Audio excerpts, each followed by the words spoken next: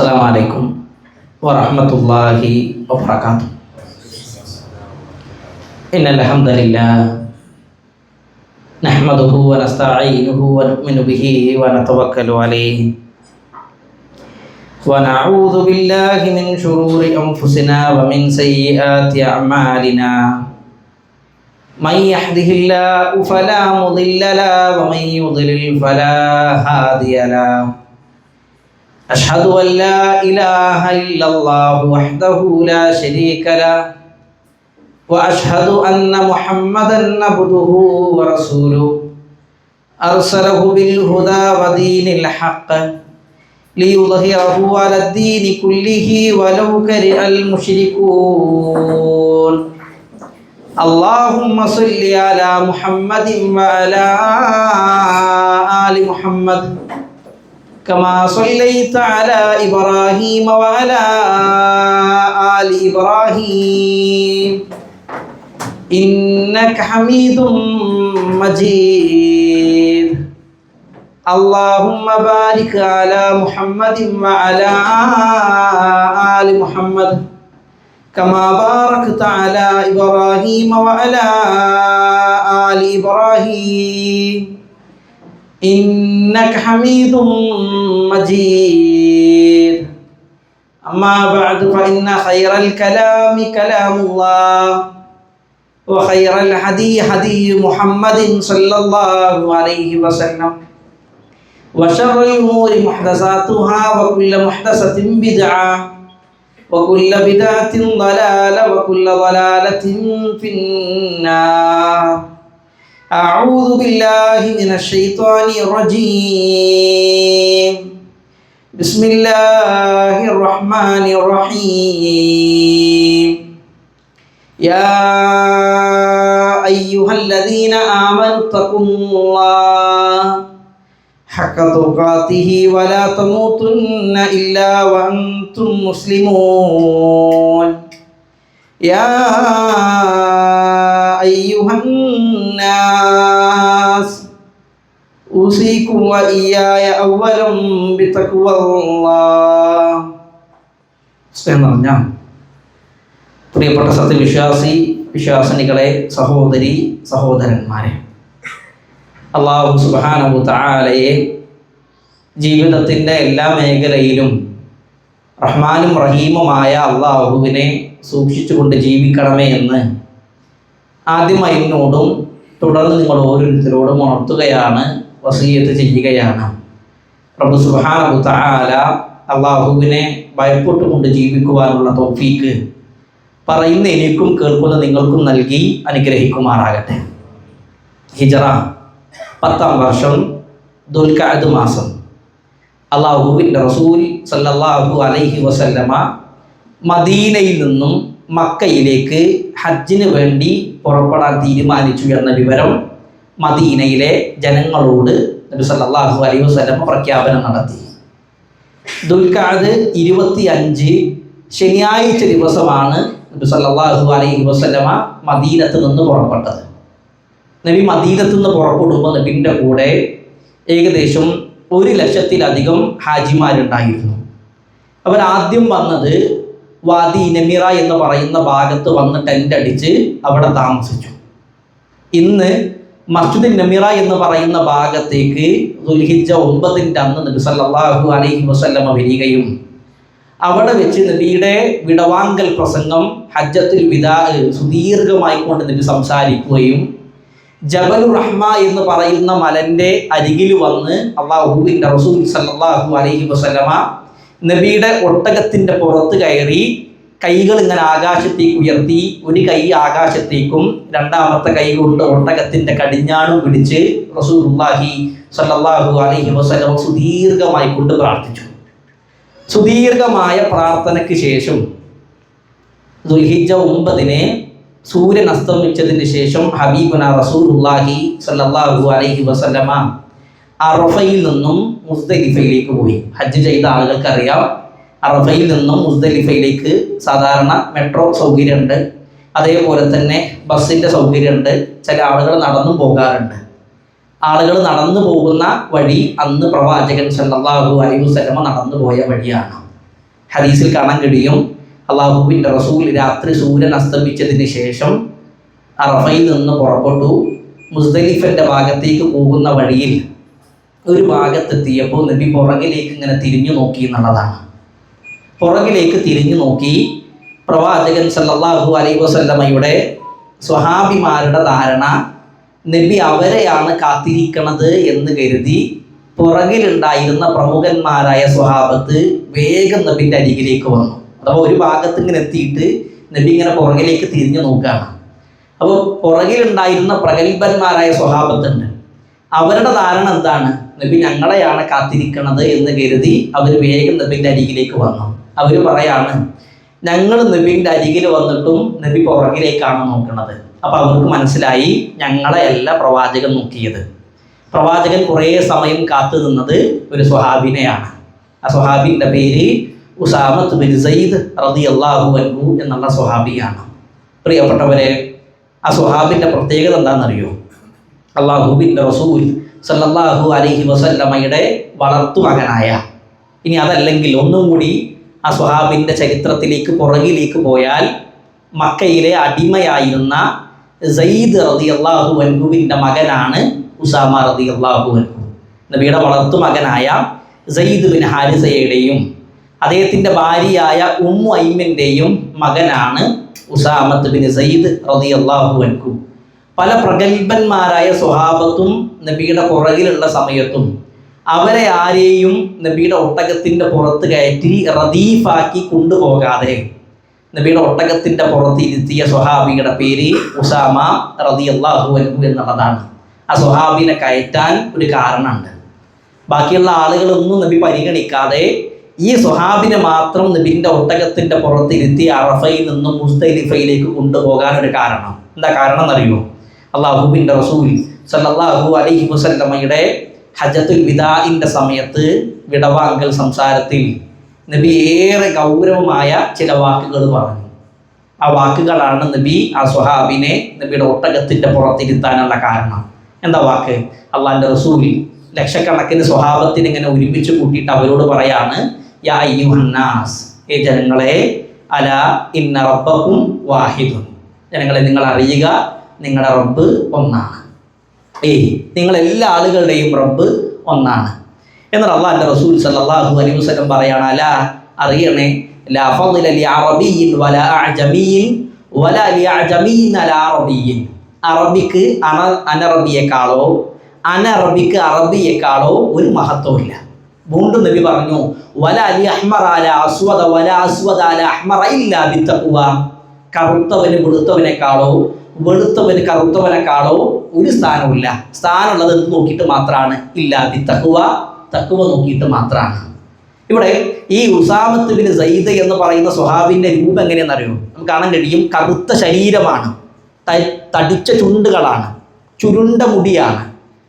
അങ്ങനെയുള്ള ആളുകൾക്കിടയിൽ ഇപ്പോൾ ഒരു സമൂഹത്തിൽ നോക്കുന്ന സമയത്ത് താഴേക്കിടയിലുള്ള ആളുകൾ എന്ന് പറയുന്ന ആ രൂപമുള്ള സ്വഹാബിനെ പോലും അള്ളാഹുവിൻ്റെ റസൂൽ സല്ലല്ലാഹു അലൈഹി വസല്ലമ ലക്ഷക്കണക്കിന് സ്വഹാബത്ത് അവിടെ ഒരുമിച്ച് കൂടിയപ്പോഴും അവരെ ആരെയും പരിഗണിക്കാതെ ഈ സ്വഹാബിയെ പരിഗണിക്കുന്നതിലൂടെ അള്ളാഹുവിൻ്റെ റസൂൽ പറഞ്ഞു വെക്കുന്ന ഒരാശയമുണ്ട്.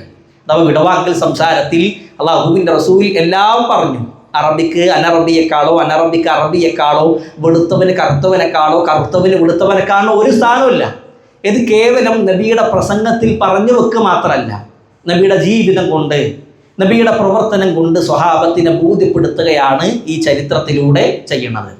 സഹോദരി സഹോദരന്മാരെ, ഞാനിത് ആമുഖമായിക്കൊണ്ട് എൻ്റെ സംസാരത്തിൻ്റെ തുടക്കത്തിൽ ഈ ചരിത്രം പറയാനൊരു കാരണമുണ്ട്.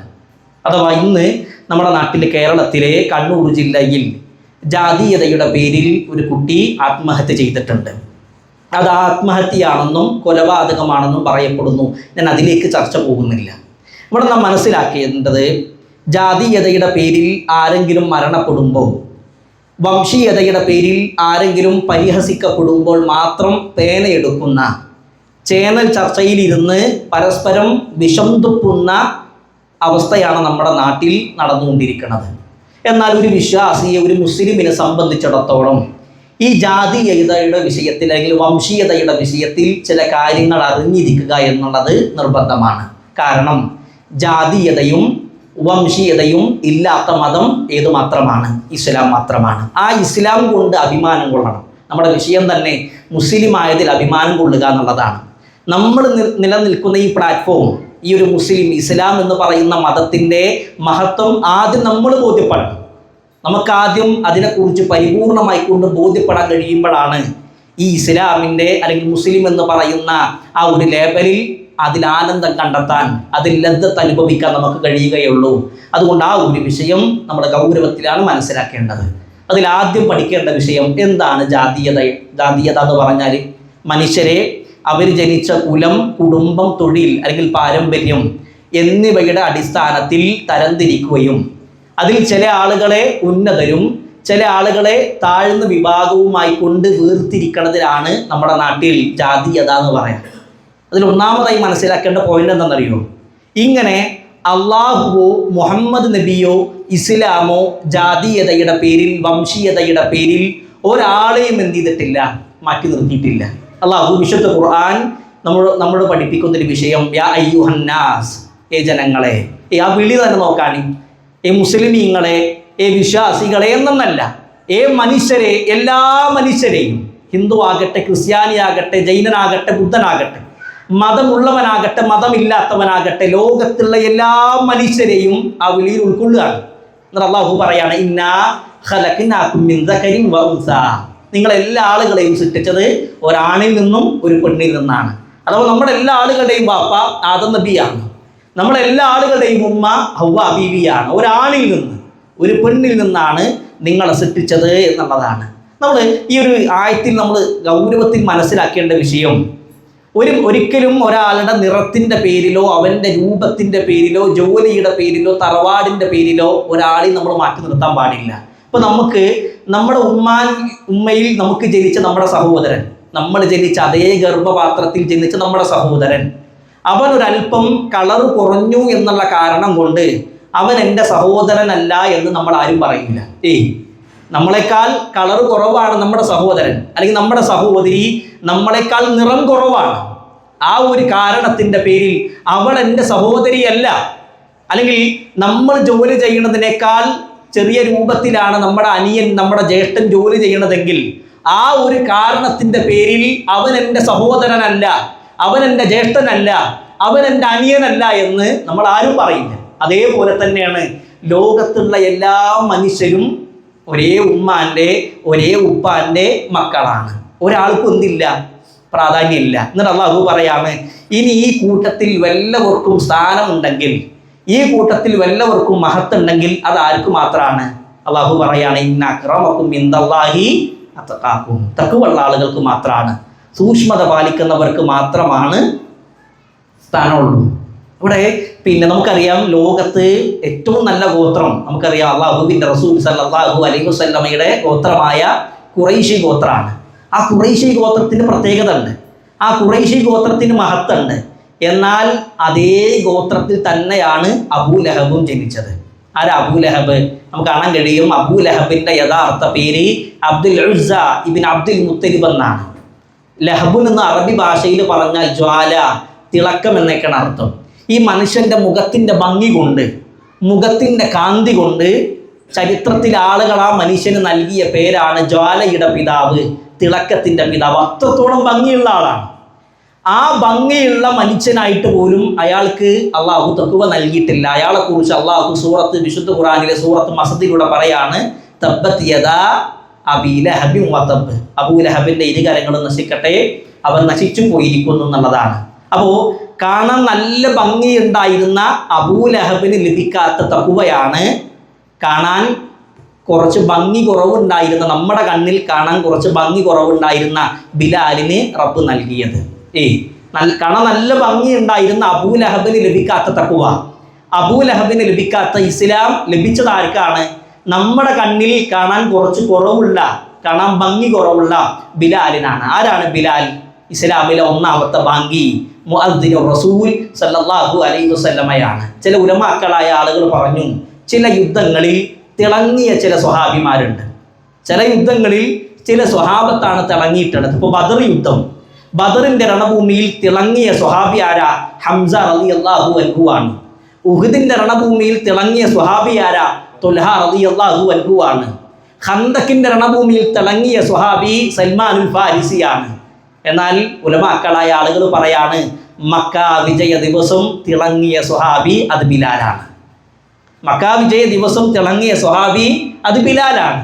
ലക്ഷക്കണക്കിന് സ്വഹാബത്തിന് അല്ലാഹുവിൻ്റെ റസൂൽ സല്ലല്ലാഹു അലൈഹി വസല്ലമ മക്കയിൽ ഒരുമിച്ച് കൂട്ടിയിട്ട് ആ കഅബാലയത്തിൻ്റെ ഉള്ളിൽ പ്രവാചകൻ സല്ലല്ലാഹു അലൈഹി വസല്ലമ കയറി. എന്നിട്ട് കഅബാലയത്തിൻ്റെ ഉള്ളിലുണ്ടായിരുന്ന വിഗ്രഹങ്ങളെല്ലാം തച്ചുടച്ചു, അത് വൃത്തിയാക്കി. എന്നിട്ട് അതിന്ന് പുറത്തേക്ക് ഇറങ്ങി നബി ചോദിച്ചൊരു ചോദ്യമുണ്ട്, ഐന ബിലാൽ, സ്വഹാബ ബിലാൽ എവിടെയാണ്? കഅബാലയത്തിൻ്റെ മുകളിൽ കയറി ആദ്യമായി കൊണ്ട് മക്കത്ത് ബാങ്ക് കൊടുക്കണം. ആ കൂട്ടത്തിൽ അബൂബക്കർ ഉണ്ട്, ഉമറുണ്ട്, ഉസ്മാനുണ്ട്, അലിയുണ്ട് റളിയല്ലാഹു അൻഹും അജ്മഈൻ. ഇവരാരെയും നബി വിളിച്ചില്ല. നബി വിളിച്ച പേര് ആരുടേതാണ്? ബിലാൽ. ആളുകൾ തിങ്ങി നിലക്കുന്ന സമയത്ത് ആളുകളെ വകച്ചു മാറ്റി ബിലാൽ മുമ്പിലേക്ക് വന്നു. ബിലാലിനോട് പറയാണ്, ബിലാൽ കഅബാലയത്തിൻ്റെ മുകളിൽ കയറി നിങ്ങൾ ബാങ്ക് കൊടുക്കണം. ബിലാൽ റളിയല്ലാഹു അൻഹു അതിൻ്റെ മുകളിൽ കയറാൻ കഴിഞ്ഞില്ല, കുറച്ച് ഉയരമുണ്ട്. അല്ലാഹുവിൻ്റെ റസൂൽ സല്ലല്ലാഹു അലൈഹി വസല്ലം നബിയുടെ ചുമല് കാണിച്ചു കൊടുത്തു എന്നാണ്. ബിലാൽ എൻ്റെ പുറത്ത് ചവിട്ടിയിട്ട് കഅബാലയത്തിൻ്റെ മേലെ കയറണം. ബിലാൽ റളിയല്ലാഹു അൻഹു പറയാണ്, അല്ലാഹുവിൻ്റെ റസൂലേ, ഒട്ടകത്തിൻ്റെ കാട്ടം ചുവട്ടുന്ന കാലുമായിക്കൊണ്ട് നിങ്ങളുടെ ഭൂമേനിയിൽ ഞാൻ ചവിട്ടുകയോ? ഒരിക്കലുമില്ല. സ്വഹാബത്ത് ബിലാൽ റളിയല്ലാഹു അൻഹുവിനെ ഉയർത്തി കൊടുത്തു. ആ കഅബാലയത്തിൻ്റെ മേലെ കയറി. ഖുറൈശികളായ ആളുകൾക്ക് ഇത് കണ്ടു നിൽക്കാൻ കഴിഞ്ഞില്ല. ഖുറൈശികളായ ആളുകൾ ഈ രംഗം ഇങ്ങനെ കണ്ടുകൊണ്ടിരിക്കണം. അവർ പറഞ്ഞു, കറുത്ത കാക്ക ഇതാ കഅബാലയത്തിൻ്റെ മേലെ കയറുന്നു, കറുത്ത അടിമ ഇതാ കഅബാലയത്തിൻ്റെ മേലെ കയറുന്നു. എൻ്റെ വാപ്പ ഈ രംഗം കാണുന്നതിന് മുമ്പ് മരിച്ചത് എത്ര നന്നായി എന്ന് പോലും ഖുറൈശികൾ പറയാൻ തുടങ്ങി. അല്ലാഹുവിൻ്റെ റസൂൽ സല്ലല്ലാഹു അലൈഹി വസല്ലം അതിങ്ങനെ കേൾക്കുന്നുണ്ട്. ഇബ്നുൽ ഖയ്യിം റഹ്മഹുല്ലാഹ് പറയാണ്, ഇതിങ്ങനെ പറഞ്ഞ സമയത്താണ് വിശുദ്ധ ഖുർആനിൻ്റെ ആയത്ത് ഇറങ്ങിയത്. നേരത്തെ ഓതിയ യാ അയ്യുഹന്നാസ് ഇന്നാ ഖലഖനാകും മിൻ ദക്കരിൻ വ ഉൻസാ, നിങ്ങളെല്ലാ ആളുകളെയും സൃഷ്ടിച്ചത് ഒരു വാപ്പയിൽ നിന്നും ഒരു ഉമ്മയിൽ നിന്നും മാത്രമാണ്. ആ ആയത്ത് ഇറങ്ങുന്നത് ഈ സമയത്താണ്. അപ്പോൾ നമ്മൾ മനസ്സിലാക്കേണ്ടത് തഖ്വ കൊണ്ട് മാത്രമേ സ്ഥാനമുള്ളൂ. ഒരു മനുഷ്യൻ്റെ കുലം നോക്കി, അവൻ്റെ ജാതി നോക്കി, അവൻ്റെ നിറം നോക്കി, അവൻ്റെ ജോലി നോക്കി ഇസ്ലാം എന്ത് ചെയ്തിട്ടില്ല? ഒരാൾക്കും സ്ഥാനം കൂട്ടുകയും സ്ഥാനം കുറക്കുകയും ചെയ്തിട്ടില്ല എന്നുള്ളതാണ്. വംശീയത, ജാതീയത ഇല്ലാതാക്കിയ മതം ഇസ്ലാമാണ്. മറ്റു മതസ്ഥർ അവരുടെ ജാതീയതയും വംശീയതയും സ്ഥാപിക്കുന്നത് അവരുടെ വേദഗ്രന്ഥം വെച്ചിട്ടാണ്. അപ്പോൾ ഹൈന്ദവരായ ആളുകൾ ബ്രാഹ്മണന്മാർക്കാണ് മേധാവിത്വം എന്ന് കൽപ്പിക്കുന്നത് അവരുടെ വേദഗ്രന്ഥമായ മനുസ്മൃതിയിലാണ്. ക്രിസ്ത്യാനികളായ ആളുകൾ ഇസ്രായേൽ ദേശത്തുള്ള ആളുകൾ മാത്രമേ ആ സ്വീകാര്യരായ ആളുകളുള്ളൂ. ഇസ്രായേൽ പ്രദേശത്തിന് പുറത്തുള്ള ആളുകൾ മുഴുവനും ശപിക്കപ്പെട്ടവരാണെന്ന് ക്രിസ്ത്യാനികൾ പറയുന്നത് ബൈബിള് വെച്ചിട്ടാണ്. അപ്പോൾ മറ്റുള്ള മതസ്ഥർ അവരുടെ വേദഗ്രന്ഥം വെച്ചിട്ടാണ് മറ്റ് ജനങ്ങളെ ജാതീയതയുടെ പേരിൽ വംശീയതയുടെ പേരിൽ വേർതിരിക്കണതെങ്കിൽ വിശുദ്ധ ഖുർആൻ കൊണ്ട് ഒരാളെയും മാറ്റി നിർത്താൻ നമുക്ക് കഴിയില്ല. കാരണം ഖുർആനിൽ ഭൂരിഭാഗം അല്ലെങ്കിൽ ഖുർആൻ മുഴുവൻ നമ്മളെ പഠിപ്പിക്കുന്നത് എല്ലാവരും ഒരു വാപ്പാൻ്റെ ഒരു ഉമ്മാൻ്റെ മകനായിക്കൊണ്ടാണ് മകളായിക്കൊണ്ടാണ് ജനിച്ചത് എന്നുള്ളതാണ്. ആ ഒരു വേർതിരിവ് ഇസ്ലാം കൽപ്പിച്ചിട്ടില്ല. മറ്റു മതസ്ഥരിൽ അവരുടെ ആരാധന വിഷയങ്ങളിൽ പോലും വേർതിരിവുണ്ട്. നമുക്ക് ചില വിഷയങ്ങൾ അറിയാം. ചില മതസ്ഥരായ ആളുകളുടെ ആരാധന കേന്ദ്രങ്ങളിൽ ചില വിഭാഗം ആളുകൾക്ക് കയറാൻ പാടില്ല, അവർക്ക് അവിടെ ആരാധന നടത്താൻ പാടില്ല. എന്തിനേറെ ആ ആരാധന കർമ്മങ്ങൾ നടത്തുന്ന ആരാധന കേന്ദ്രത്തിൻ്റെ കോമ്പൗണ്ടിൻ്റെ പുറത്തു പോലും നടക്കാൻ പാടില്ല. അങ്ങനെ ഊരുവിലക്കിയൊരു സമൂഹം നമ്മുടെ നാട്ടിലുണ്ട്. എന്നാൽ ഇസ്ലാമിൽ എത്രത്തോളം മനോഹരമാണ്. വലിയ ധനാഢ്യനായ, അപ്പം ഇന്നത്തെ കാലഘട്ടത്തിൽ മില്യനും ബില്യനൊക്കെ വലിയ സമ്പത്തിൻ്റെ ഉടമയായിക്കൊണ്ട് ഇന്ന് ശാസ്ത്രം തെളിയിക്കുന്ന അബ്ദുറഹ്മാൻ ഇബ്നു ഔഫിൻ്റെ കൂടെ കാല് ചേർത്തി വെച്ചത് ഇരുമ്പ് പണിക്കാരനായ ഹബ്ബാബാണ്. വലിയ ധനാഢ്യനായ ഉസ്മാൻ ഇബ്നു അഫ്ഫാൻ റളിയല്ലാഹു അൻഹുവിൻ്റെ കാലിനോട് ചേർത്തി വെച്ചത് തയ്യൽക്കാരനായ സുബൈറാണ്. അല്ലാഹുവിൻ്റെ റസൂൽ സല്ലല്ലാഹു അലൈഹി വസല്ലമയുടെ സ്വഹാബത്ത് അവർ പരസ്പരം കാലുകൾ ചേർത്തി വെച്ച് തോളുകൾ ചേർത്തി വെച്ച് നിസ്കരിച്ചിട്ടുണ്ടെങ്കിൽ അതാണ് ഇസ്ലാമിൻ്റെ സൗന്ദര്യം. ജോലി ചെയ്യുന്ന തൻ്റെ കീഴിലുള്ള ഒരാൾ നേരത്തെ പള്ളിയിൽ വന്ന് നിസ്കരിച്ച് ആ നിസ്കരിക്കണ സമയത്ത് അയാൾ സുജൂദ് ചെയ്യുമ്പോൾ അയാളുടെ കാലെവിടെയാണോ വെക്കണത് അവിടെയാണ് ചിലപ്പോൾ അയാളുടെ മുതലാളി വന്ന് ഉടമസ്ഥൻ വന്ന് സുജൂദ് ചെയ്യുക. അതാണ് ഇസ്ലാമിൻ്റെ സൗന്ദര്യം. ഇപ്പം നമ്മൾ നിസ്കരിക്കാൻ വേണ്ടി പള്ളിയിൽ പോയപ്പോൾ നമ്മുടെ കീഴിൽ ജോലി ചെയ്യുന്ന ആൾ നേരത്തെ എത്തിയിട്ടുണ്ട്. അയാൾ നമ്മുടെ മുമ്പിലെ സൊഫിലാണ്. ആ മുമ്പിലെ സൊഫിൽ അയാൾ നിന്ന് സുജൂദ് ചെയ്ത് അയാളെ കാലെവിടെയാണോ വെക്കുന്നത് അവിടെയാണ് അയാളുടെ ഉടമസ്ഥൻ അല്ലെങ്കിൽ അയാളുടെ മുതലാളി സുജൂദ് ചെയ്യണത്. ഇസ്ലാമിൻ്റെ സൗന്ദര്യമാണ്. ഹജ്ജിൻ്റെ സമയത്ത് നോക്കുകയാണെങ്കിൽ ഇപ്പം ഹജ്ജിൻ്റെ സമയമായി, എല്ലാ ആളുകൾക്കും ഒരേ വസ്ത്രമാണ്. എത്ര വലിയ ധനാഢ്യനാണെങ്കിലും, ലോകം അറിയപ്പെട്ട നേതാവാണെങ്കിലും, ലോകം കീഴടക്കിയ സ്വേച്ഛാധിപതിയായ ഭരണാധികാരിയാണെങ്കിലും എല്ലാവർക്കും ഒരേ വസ്ത്രമാണ്. ഒന്ന് ധരിക്കണം, ഒന്ന് പുതക്കണം. എല്ലാവരും പറയേണ്ടത് ഒരേ കലിമത്താണ്. എല്ലാവരും ചെയ്യേണ്ട ഒരേ പ്രവർത്തനമാണ്. യുദ്ധരണഭൂമിയിൽ പോലും അല്ലാഹുവിൻ്റെ റസൂൽ സല്ലല്ലാഹു അലൈഹി വസല്ലം പരിഗണിച്ച രീതി എങ്ങനെ? റോമക്കാരുമായിക്കൊണ്ട് പോരാട്ടത്തിന് നബി സല്ലല്ലാഹു അലൈഹി വസല്ലം സൈന്യത്തെ തയ്യാറാക്കി. ആ സൈന്യത്തിൻ്റെ സേനാനായകനായി നബി തെരഞ്ഞെടുത്തത് ഉസാമത്ത് ബിൻ സയ്യിദ് റളിയല്ലാഹു അൻഹുവിനെയാണ്. ഞാൻ നേരത്തെ പറഞ്ഞു, കറുത്ത ശരീരമാണ്, തടിച്ച ചുണ്ടുകളാണ്, ചുരുണ്ട മുടിയാണ്. ആ മനുഷ്യനെയാണ് സേനാനായകനായി 16 വയസ്സേ ആയിട്ടുള്ളൂ. നമ്മുടെ മകൻ്റെ പ്രായം, നമ്മുടെ മകളുടെ പ്രായം. ആ സ്വഹാബിനെയാണ് നേതാവാക്കി നബി നിർത്തിയത്. അതിൻ്റെ പുറകിൽ ആ സൈന്യത്തിലെ സാധാരണക്കാരായി നിൽക്കേണ്ടത് ആരാന്നറിയൂ? അബൂബക്കർ സിദ്ദീഖ്. സാധാരണക്കാരനെ പോലെ നിൽക്കണം. ഉമർ നിൽക്കണം, ഉസ്മാൻ നിൽക്കണം, അലി നിൽക്കണം റളിയല്ലാഹു അൻഹും അജ്മഈൻ. അതിൻ്റെ സേനാനായകനായി ഉസാമത്ത് ബിൻ സയ്യിദ് റളിയല്ലാഹു അൻഹു നിൽക്കണമെന്ന് തീരുമാനിച്ചതാരാ? ഹബീബുനാ റസൂലുള്ളാഹി സല്ലല്ലാഹു അലൈഹി വസല്ലമയാണ്. ഇസ്ലാമിൽ ഒരാളുടെ രൂപം നോക്കി, കോലം നോക്കി, നിറം നോക്കി, അയാളുടെ ജോലി നോക്കി മാറ്റി നിർത്തുന്നൊരവസ്ഥയില്ല. നമ്മളിലും ശ്രദ്ധിക്കേണ്ടതാണ്. അതൊന്നും ഇസ്ലാമിലില്ലെങ്കിൽ നമ്മുടെ പ്രവർത്തനത്തിലും ഇത്തരം വിഷയങ്ങൾ വരുന്നുണ്ടോ എന്നുള്ള സൂക്ഷ്മത പാലിക്കണം. ആദ്യമായി കൊണ്ട് വംശീയത കാണിക്കുന്നത് ആരാന്നറിയോ? ഇബ്ലീസാണ്. ആദ്യമായി വംശീയത കാണിച്ചത് ഇബ്ലീസാണ്. അല്ലാഹു സുബ്ഹാനഹു തആല ആദം നബിക്ക് സുജൂദ് ചെയ്യാൻ വേണ്ടി ആകാശത്തുള്ളവരോട് എല്ലാവരോടും പറഞ്ഞപ്പോൾ എല്ലാവരും സുജൂദ് ചെയ്തു. ആരൊഴികെ?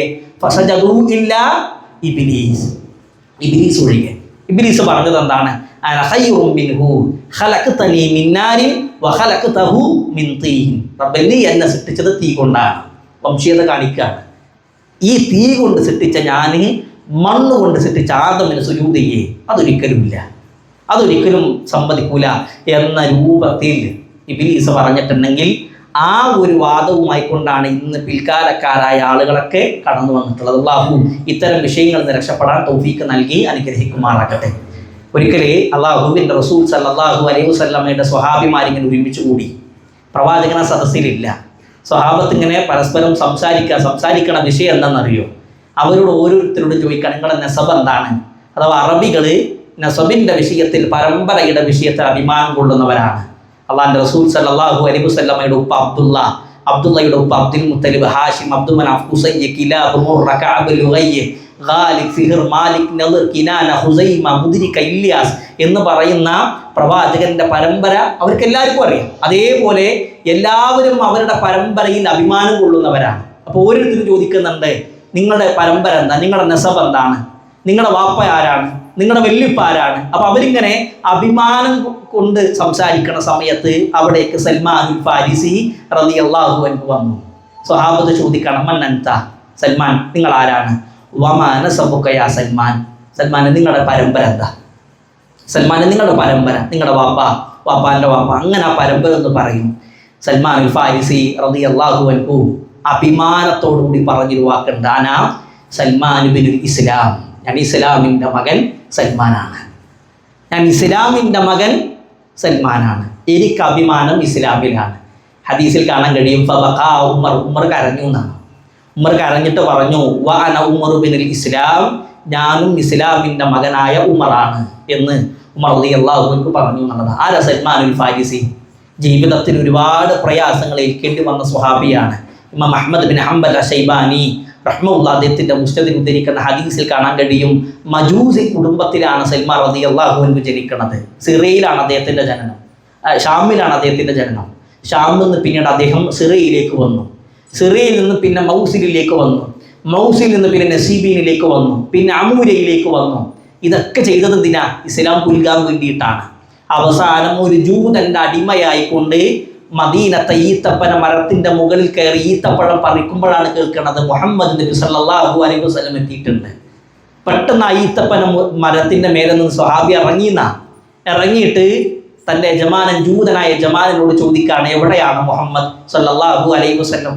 യജമാനൻ കൈ ഇങ്ങനെ ചുരുട്ടി പിടിച്ച് നെഞ്ചത്തിടിച്ചു എന്നാണ്. നീ നിന്റെ പണി നോക്ക് സൽമാൻ, ഞാൻ നിന്നെ ഏൽപ്പിച്ച ദൗത്യം നീ പൂർത്തീകരിക്കുക.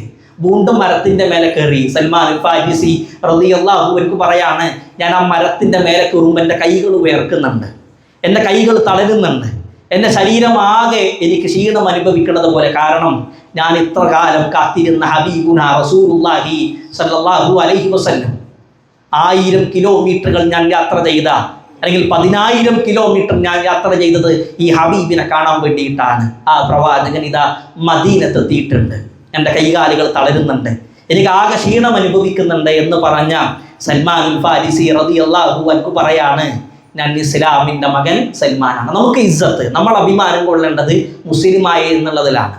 നമ്മുടെ ജോലി വെച്ചിട്ടല്ല, നമ്മുടെ നിറം നോക്കിയിട്ടല്ല, നമുക്കറിയുന്ന അറിവ് നോക്കിയിട്ടല്ല, നമ്മൾ സംസാരിക്കുന്ന ഭാഷ നോക്കിയിട്ടല്ല. ഒരു മുസ്ലിം അഭിമാനം കൊള്ളേണ്ടത് ഇസ്ലാമിലാണ്, മുസ്ലിമായി എന്നുള്ളതിലാണ് ഒരു വിശ്വാസി അഭിമാനം കൊള്ളേണ്ടത്.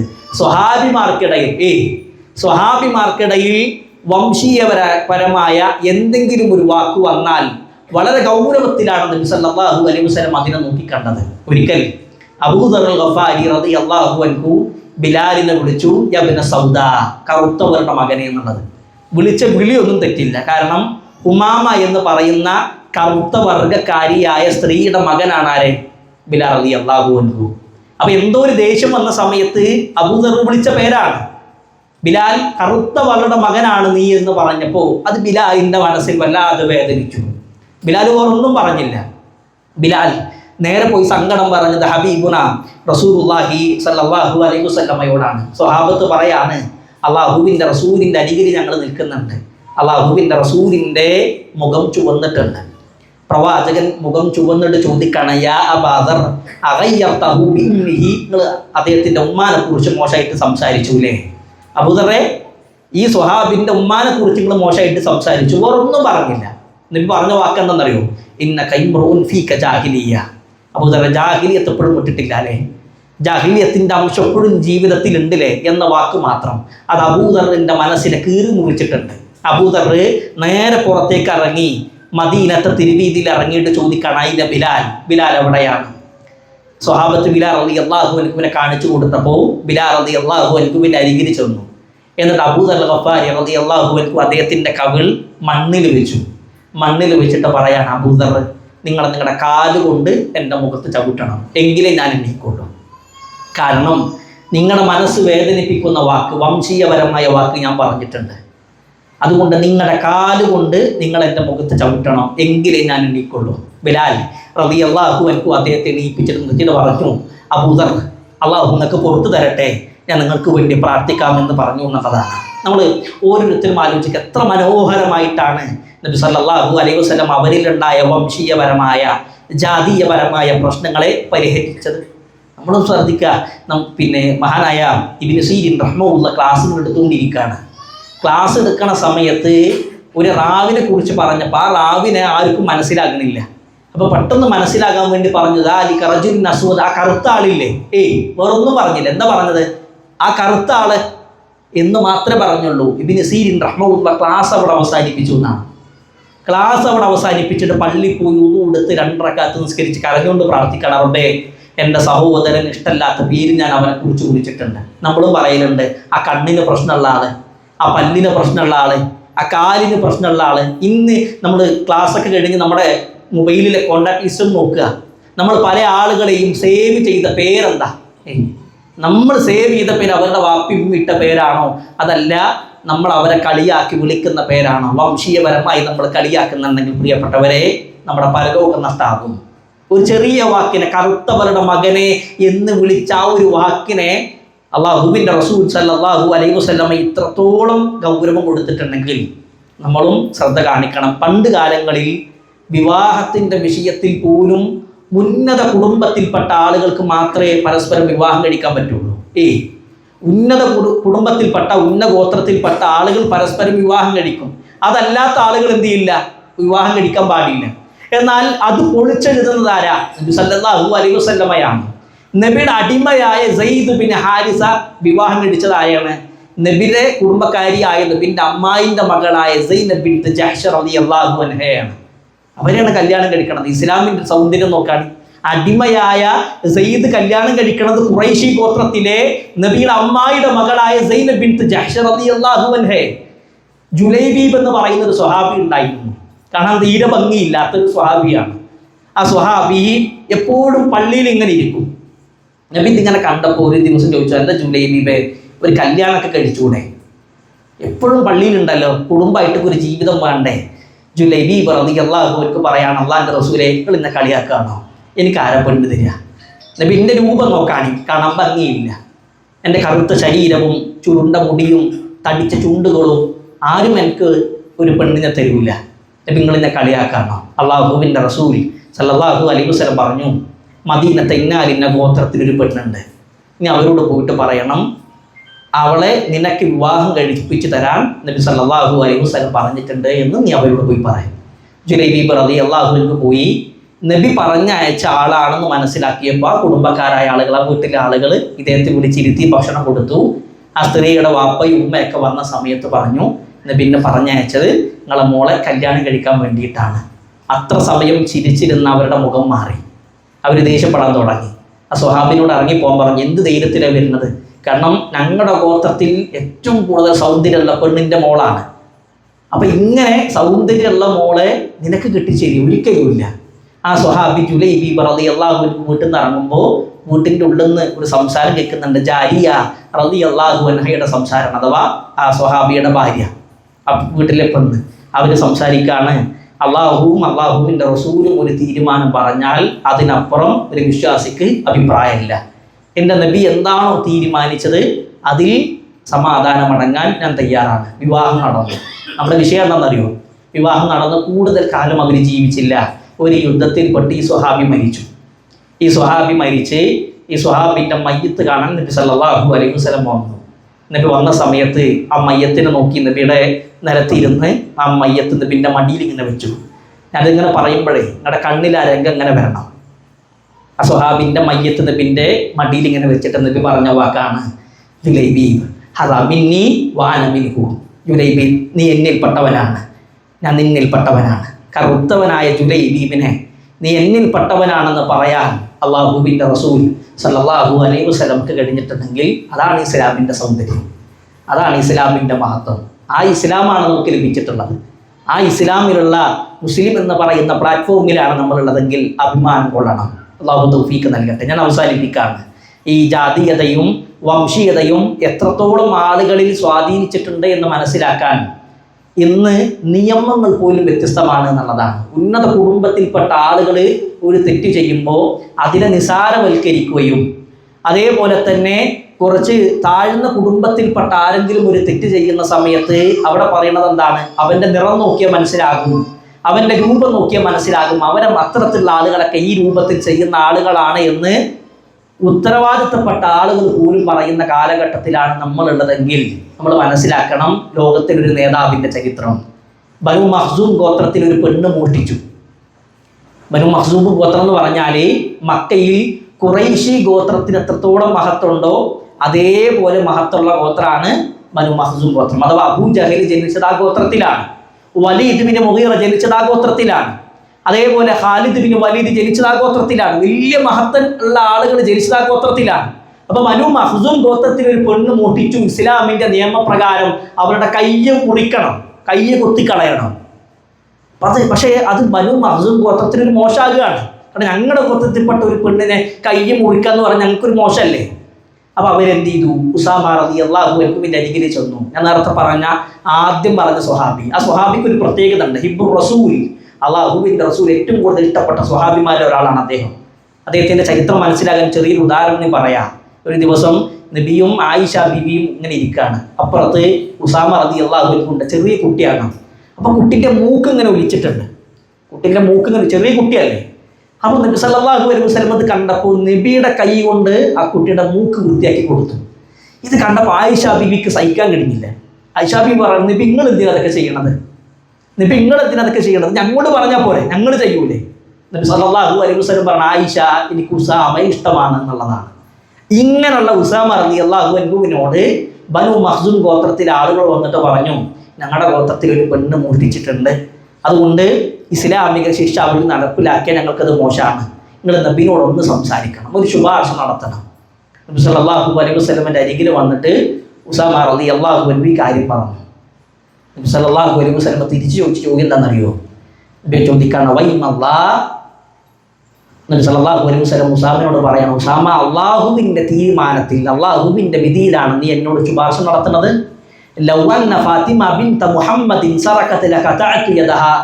മുഹമ്മദിൻ്റെ മകൻ സല്ലല്ലാഹു അലൈഹി വസല്ലം ഫാത്തിമയാണ് മോഷ്ടിച്ചതെങ്കിൽ ആ ഫാത്തിമൻ്റെ കയ്യിൽ ഞാൻ കുത്തും എന്ന് പറഞ്ഞ റസൂലുള്ളാഹി സല്ലല്ലാഹു അലൈഹി വസല്ലം. എന്നാൽ ഇന്ന് നോക്കാണ്, ഉന്നത കുടുംബത്തിൽപ്പെട്ട ആരെങ്കിലും തെറ്റ് ചെയ്യുമ്പോൾ, കുറച്ച് സ്ഥാനമാനങ്ങളുള്ള സാമ്പത്തികമായി അറിയപ്പെട്ട ആരെങ്കിലും ഒരു തെറ്റ് ചെയ്യുമ്പോൾ അതിനെ നിസ്സാരവൽക്കരിക്കുന്നു. എന്നാൽ എല്ലാവരെയും ഒരേപോലെ കണ്ടു ഇസ്ലാം. ആ പ്രവാചകന്റെ അനുയായിയായ ഉമർ റളിയല്ലാഹു അൻഹു, നജാഷി രാജാവിന്റെ പെങ്ങളുടെ മകനാണ് ഫൈറൂസ് അദ്ദൈലമി. അസ്വദുൽ അനസി എന്ന് പറയുന്ന പ്രവാചകത്വവാദിയെ വധിച്ച ആളാണ് ഫൈറൂസ് അദ്ദൈലമി. ഒരിക്കൽ ഉമർ റളിയല്ലാഹു അൻഹുവിന്റെ ഖിലാഫത്ത് കാലഘട്ടത്തിൽ ഉമറിനെ കാണാൻ വന്നു. തിക്കിലും തിരക്കിലും പെട്ടപ്പോൾ അദ്ദേഹം കൈ ഇങ്ങനെ ചുരുട്ടിയിട്ട് തൊട്ടപ്പുറത്തുണ്ടായിരുന്ന ഒരു യുവാവിനെ ഇടിച്ചു. ആ യുവാവിന്റെ മൂക്കിൽ കൊണ്ട് രക്തം വന്നു. പിന്നീട് ആളുകൾ ഉമർ റളിയല്ലാഹു അൻഹുവിനെ കാണുന്ന സമയത്ത് ഈ യുവാവ്, അൻസാരിയായ യുവാവ് പറയാണ്, ഈ ഫൈറൂസ് അദ്ദൈലമി എന്നെ ഇടിച്ചിട്ടുണ്ട്, എൻ്റെ മൂക്കൊന്ന് ചോര വരുന്നുണ്ട്, എനിക്ക് പ്രതിക്രിയ നടത്തണം. ഉമർ റളിയല്ലാഹു അൻഹു എന്താ ചെയ്യേണ്ടത്? ശരിക്ക് ഒന്ന് ആലോചിച്ച് നോക്കുകയാണെങ്കിൽ, നജാഷി രാജാവിൻ്റെ പെങ്ങളുടെ മോനാണ്, എത്യോപ്യയിലെ രാജാവിൻ്റെ പെങ്ങളുടെ മോൻ. ഫൈറൂസിന്റെ വാപ്പയും ആ കാലഘട്ടത്തിൽ അറിയപ്പെട്ട ഭരണാധികാരിയാണ്. ഭരണാധികാരിന്റെ മോനല്ലേ എന്ന് പറഞ്ഞ് വിട്ടയക്കല്ല. ഉമർ റളിയല്ലാഹു അൻഹു പറഞ്ഞു, ഫൈറൂസ്, നിങ്ങൾ തെറ്റ് ചെയ്തിട്ടുണ്ടെങ്കിൽ നിങ്ങളുടെ മേലിൽ ഇസ്ലാമിക ശിക്ഷ ഞാൻ നടപ്പിലാക്കും. അതാണ് ഉമർ. 20 ഭൗതിക സാമ്രാജ്യത്തെയും ഒരാത്മീയ സാമ്രാജ്യത്തെയും തൻ്റെ കാൽക്കീൽ അടക്കി ഭരിക്കുന്ന ഉമർ എന്ന ചക്രവർത്തി പറയാണ്, ഞാൻ നടപ്പിലാക്കും. ആ യുവാവ് കൈ ഇങ്ങനെ ചുരുട്ടിയിടിക്കാൻ വേണ്ടിയിട്ട് കൈ ഇങ്ങനെ ചുരുട്ടിയ സമയത്താണ് ഉമർ റളിയല്ലാഹു അൻഹു പറഞ്ഞത്, അല്ലാഹുവിൻ്റെ റസൂൽ റജുലുൻ സ്വാലിഹുൻ എന്ന് പറഞ്ഞ വ്യക്തിനെ നിങ്ങൾ ഇടിക്കാൻ പോണത്. അഥവാ നബി സ്വാലിഹ്, റജുലുൻ സ്വാലിഹ് എന്ന് പറഞ്ഞ 4 ആളുകളെ മാത്രമാണ്. അതിലൊന്ന് ഈ ഫൈറൂസ് അദ്ദൈലമിയാണ്. അപ്പോൾ അത് കേട്ട സമയത്ത് നബി സ്വാലിഹ് എന്ന് പറഞ്ഞ വ്യക്തിനല്ലേ ഞാൻ ഇടിക്കാൻ പോണത്? ആ സ്വഹാബി കൈ താഴ്ത്തിയിട്ടു എന്നാണ്. ഉമർ റളിയല്ലാഹു അൻഹു കണ്ടപ്പോൾ അത്ഭുതപ്പെടുകയാണ്. എന്നിട്ട് ഉമർ റളിയല്ലാഹു അൻഹു ഇതിങ്ങനെ പറഞ്ഞ സമയത്ത് ഫൈറൂസിന് സന്തോഷം കൊണ്ട് അദ്ദേഹം യാത്ര ചെയ്ത ഏറ്റവും വിലമതിക്കുന്ന അദ്ദേഹത്തിൻ്റെ കുതിര ഈ അൻസ്വാരിക്ക് സമ്മാനം കൊടുത്തു. അദ്ദേഹത്തിൻ്റെ വാളുകുരി കൊടുത്തു. അദ്ദേഹത്തിൻ്റെ കയ്യിലുണ്ടായിരുന്ന സ്വർണ്ണ നാണയങ്ങളും വെള്ളി നാണയങ്ങളും പിന്നെ ഫൈറൂസ് അദ്ദൈലമി കൊടുത്തു. ഇവിടെ നമുക്കുള്ള വിഷയം എന്താണെന്നറിയും? ആ മനുഷ്യൻ്റെ സ്ഥാനം നോക്കിയിട്ട് ശിക്ഷ നടപ്പിലാക്കാതിരുന്നിട്ടില്ല ഉമർ റളിയല്ലാഹു അൻഹു. തെറ്റ് ചെയ്തവരാരാണോ അവരെ ശിക്ഷിക്കുന്ന ഒരവസ്ഥയിലേക്ക് ഇസ്ലാം മാറിയിട്ടുണ്ടെങ്കിൽ അതാണ് ഇസ്ലാമിൻ്റെ സൗന്ദര്യം, അതാണ് ഇസ്ലാമിൻ്റെ മഹത്വം. അതുകൊണ്ട് പ്രിയപ്പെട്ടവരെ ഞാൻ അവസാനിപ്പിക്കുകയാണ്. ഇന്ന് ജാതീയതയുടെ പേരിൽ, വംശീയതയുടെ പേരിൽ ആളുകൾ ചേരിതിരിയുമ്പോൾ, ഒരാളുടെ നിറം നോക്കി, രൂപം നോക്കി, അവൻ്റെ ജോലി നോക്കി, അവൻ്റെ ഭാഷ നോക്കി നമ്മൾ ആളുകളെ വേർതിരിക്കുമ്പോൾ അതല്ല ഇസ്ലാമിൻ്റെ രീതി എന്നുള്ളത് നമ്മൾ മനസ്സിലാക്കുക. എല്ലാവരെയും ഒരേപോലെ പരിഗണിക്കുക, എല്ലാവരെയും പരിഗണിക്കുക. കുറച്ച് സാമ്പത്തികമായിട്ട് ഉന്നതിയിലുള്ള ആളുകളോട് ഒരു സമീപനവും സാമ്പത്തികമായിട്ട് കുറവുള്ള ആളുകളൊരു സമീപനവും ഒരു വിശ്വാസിക്ക് ചേർന്നതല്ല.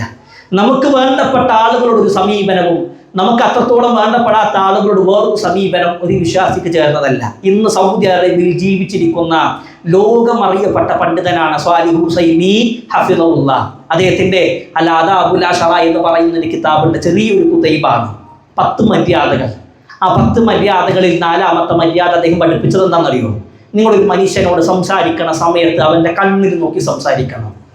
നമുക്ക് വേണ്ടപ്പെട്ട ആളുകളോട് സംസാരിക്കുമ്പോൾ അവരുടെ കണ്ണിൽ നോക്കി നമ്മൾ സംസാരിക്കും. ചില ആളുകളോട് സംസാരിക്കുമ്പോഴോ നമ്മൾ തല താഴ്ത്തും. അവരവഗണിക്കുക ഒരു വിശ്വാസിക്ക് ചേർന്നതല്ല. ഒരു മനുഷ്യന്റെ കണ്ണിൽ നോക്കി സംസാരിക്കണം. സലാം പറയുമ്പോൾ അദ്ദേഹം പറയാണ്, മുസാഫഹത്ത് കൊടുക്കുന്ന സമയത്ത് ശരിക്കും നൽകണം. ചില ആളുകൾ എന്തോ ഒരു കടമ തീർക്കുന്ന രൂപത്തിൽ വേണ്ടപ്പെട്ട ആളുകളോട് ഒരു രീതിയും അതല്ലാത്തവരോട് വേറൊരു രീതിയും ഒരു വിശ്വാസിക്ക് ചേർന്നതല്ല. എല്ലാവരെയും ഒരേപോലെ പരിഗണിക്കണം, എല്ലാവരോടും ഒരേപോലെ സംസാരിക്കണം, എല്ലാവരോടും ഒരേപോലെ കാണാനുള്ള തൗഫീക്ക് നമുക്കുണ്ടാകണം. റഹ്മാനായ റബ്ബ് നമുക്ക് അതിന് തൗഫീക്ക് നൽകി അനുഗ്രഹിക്കുമാറാകട്ടെ. അപ്പോൾ ഈ ഒരു വിഷയം നമ്മൾ ആലോചിക്കുക, അതിനനുസരിച്ച് ജീവിതത്തെ ക്രമീകരിക്കുക. എപ്പോഴും നമുക്ക് അഭിമാനം കൊള്ളാനുള്ളത് നമ്മുടെ 5 അക്ക ശമ്പളത്തിലല്ല, നമ്മുടെ പേരിൻ്റെ കൂടെ ചേർത്തി വെക്കുന്ന ഇംഗ്ലീഷ് അക്ഷരമാലയിലെ അക്ഷരങ്ങളല്ല, അതേപോലെ തന്നെ നമുക്ക് നമ്മുടെ കാർപൂർച്ചിലുള്ള കാറല്ല, നമ്മുടെ സമ്പത്തല്ല. ഒരു വിശ്വാസി അഭിമാനം കൊള്ളേണ്ടത് അവൻ മുസ്ലിമായതിലാണ്, അവൻ്റെ ഇസ്ലാം കൊണ്ടാണ് നമ്മൾ അഭിമാനം കൊള്ളേണ്ടത്. ആ ഒരു വിഷയം എപ്പോഴും ആലോചിക്കുക. അള്ളാഹു അതിനനുസരിച്ച് ഇസ്ലാം കൊണ്ട് അഭിമാനിക്കുന്ന ആളുകളിൽ എന്നെയും നിങ്ങളെയും ഉൾപ്പെടുത്തി അനുഗ്രഹിക്കുമാറാകട്ടെ. നമ്മളത് വന്നുപോയിട്ടുള്ള ചെറുതും വലുതുമായ തെറ്റുകുറ്റങ്ങൾ അവൻ പുറത്ത് മാപ്പാക്കി തരുമാറാകട്ടെ. നമ്മുടെ കൂട്ടത്തിൽ മരണപ്പെട്ടവരുടെ കബറിടങ്ങൾ അള്ളാഹു വിശാലമാക്കി കൊടുക്കുമാറാകട്ടെ. അവരെയും നമ്മെയും അവൻ്റെ ജന്നാത്തിൽ ഫിർദൗസ് ഒരുമിച്ച് കൂട്ടാൻ തൗഫീഖ്. ونجني ثمارا تغذي الخيال فسرنا سويا على طاعة لنلقى رضا الله في كل حال.